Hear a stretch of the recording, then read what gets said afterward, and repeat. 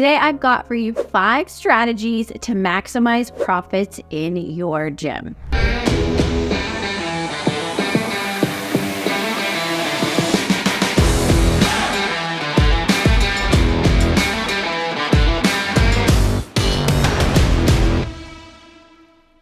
Number 1 is to make sure you are paying your trainers correctly.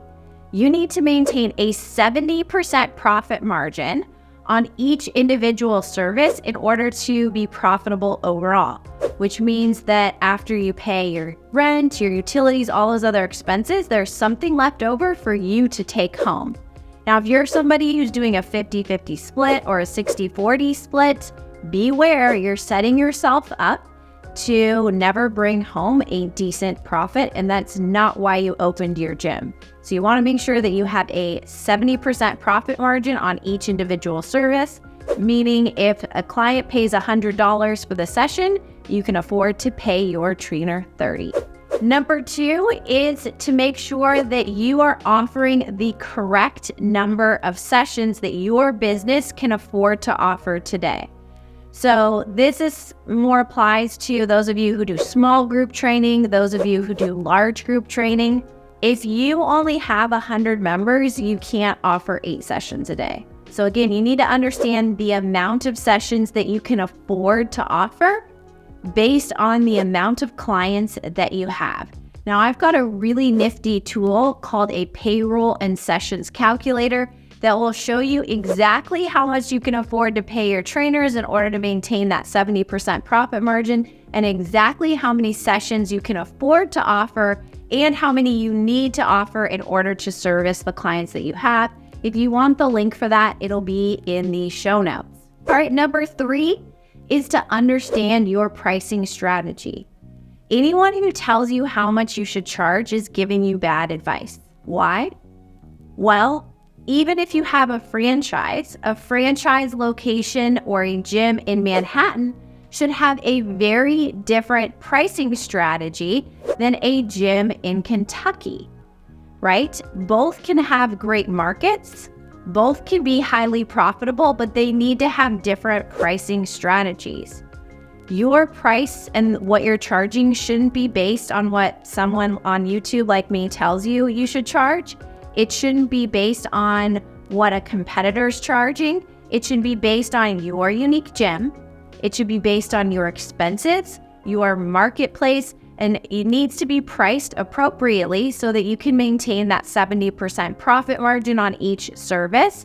And so again, you can make sure that you're going to be able to have enough money left over in order to pay yourself. That's what profits are. So if you want to increase profits, you need to pay your trainers correctly, you need to offer the right amount of sessions, and you need to understand your pricing strategy.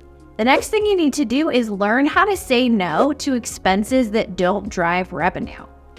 It's so easy for your business to become this blood-sucking machine that sucks all of the profits out of your business.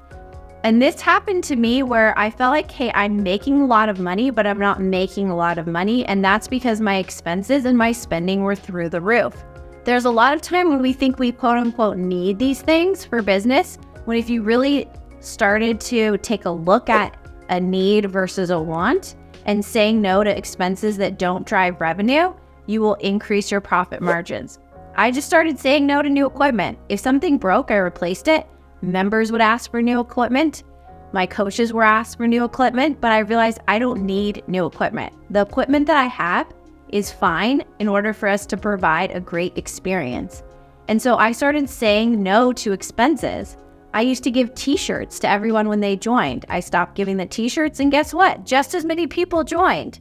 So you need to ask yourself, is this something that we really need? Is this an expense that's going to drive revenue, like investing money in ads? Or investing money in a mentor who's going to show me how to scale faster? Or is this buying something that people want, but we really don't need? So tip number 4, in order to increase profits, is to start saying no to unnecessary expenses.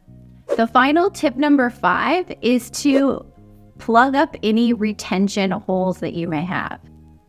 Now, I like to use the analogy of a purse. If I've got a purse and it's got some holes in the bottom, Why would I keep dumping money into that purse when some of that money is just bleeding? So many times when business owners or gym owners want to increase profits, they focus all on customer acquisition. And don't get me wrong, customer acquisition is important. But if you're bleeding members on the back end, you'll never be able to scale. You'll always feel like you're losing members as fast as you're signing them up. And let's get real, customer acquisition is expensive. It costs a lot, not just in resources like money, but it also costs a lot in time. You've got to follow up with leads. You've got to bring them in. You've got to sell them. You've got to indoctrinate them into your community, right? So before you focus so much on customer acquisition, make sure we're plugging up those retention holes. So to review, the 5 ways to increase profits are to pay your trainers correctly, offer the right amount of sessions, understand your pricing strategy, say no to expenses that don't drive revenue, and to plug up any retention holes. That's all for today, guys. And remember, for more tips to grow and scale your gym, don't forget to hit subscribe.